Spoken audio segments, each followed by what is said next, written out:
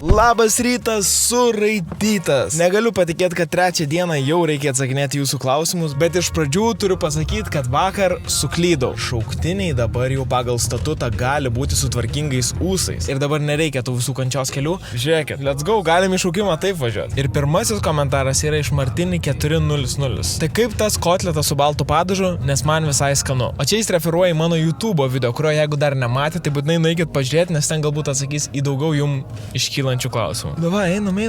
Šiaip meniu yra gana stipriai pasikeitęs nuo tada, kai aš tarnavau kaip šauktinis, kai buvau jau rezerve va šį pavasarį. Meniu yra visiškai kitoks ir man atrodo, jis vis tiek yra kažkiek pritaikytas pagal batalioną. Nėra, kad visur lygiai tas pats. O skanus tai nežinau, mėsą gal pakeitė ar kažką padarė, nes šiaip ten tragikomiškas kotletas su baltu padažu. Jūs tik pasižiūrėkit, kokį kampą sugalvojau. O TikToko vartotojas Džumandži klausia, kaip taip greit laipsnį pasikėlė. Pas mus sąja, kad reikia 6 mėnesius labai gerai atitarnauti ir išsilaikyti fizo. Ta padariau ir po 6 mėnesių gavau laipsnį. Atvažiavau į degalinę. Kristuks 13 TikTok'e klausia, kas kiek laiko reikia kirptis kariuomeniai ir ar kerpa.